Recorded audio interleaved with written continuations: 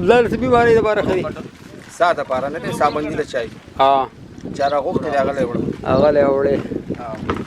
دا چې موږ په حق کړل ته ځوان ورګرو وخاړو ها وړو کې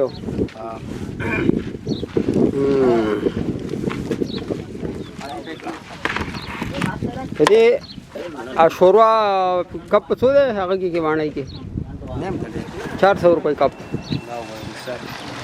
یس سر دا مو په ناله کې ها زبردست